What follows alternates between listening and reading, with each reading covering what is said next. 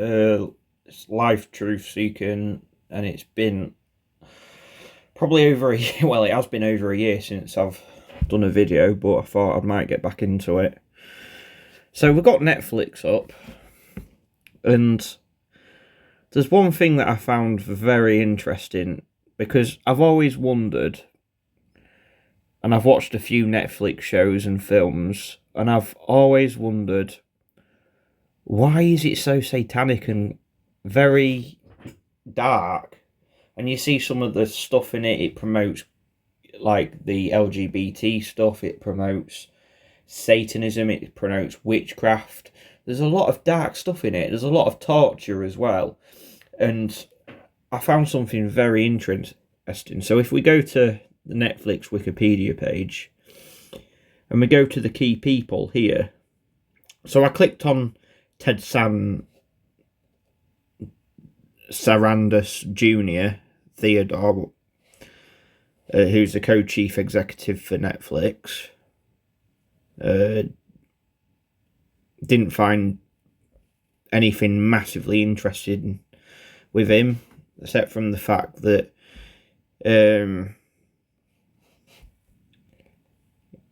his mother was a homemaker. His father migrated to the US from the Greek island, so he's a migrant.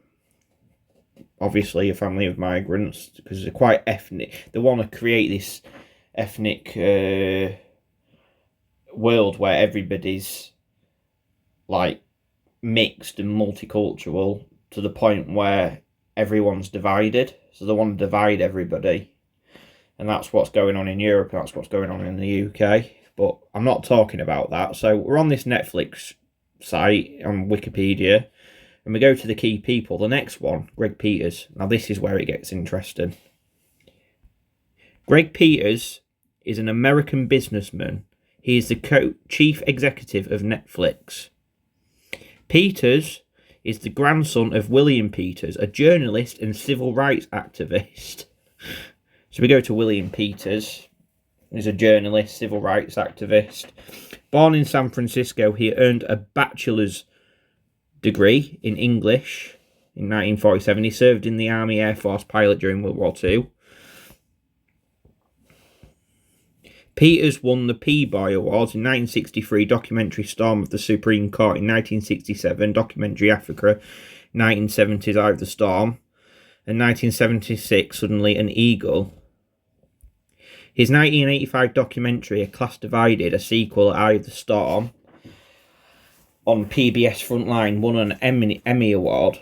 He also wrote several books, including The Southern Temper in 1959 and For Us the Living, a book about Medgar Evers and authored Mallory Evans in 1967. In 1964, Peters began work on CBS Reports the Homosexuals with approval of CBS News head Friendly, although the program was not completed until 1967. So, he was an activist. But one thing I do want to find out is, what I found interesting was this. Peters is the grandson of William Peters, a journalist and civil rights activist, and nephew of Gretchen Peters, a singer and songwriter.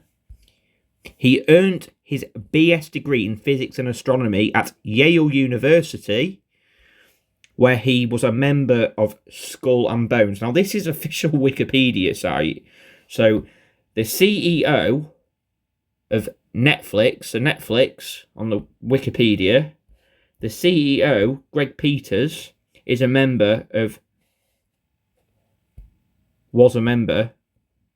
still is a member of Skull and Bones, which is part of the occult, really high up in the occult.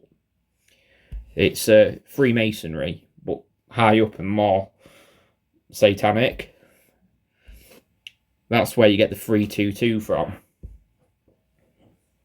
I just thought that was interesting. Skull and Bones, Order of 322, Brotherhood of Death.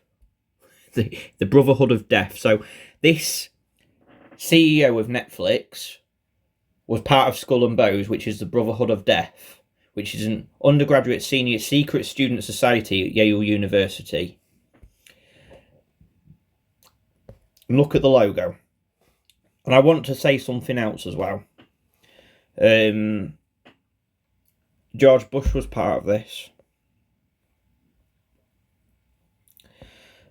And I think many of you will know what Skull and Bones is anyway. But yeah, it's a secret society. It's part of the occult.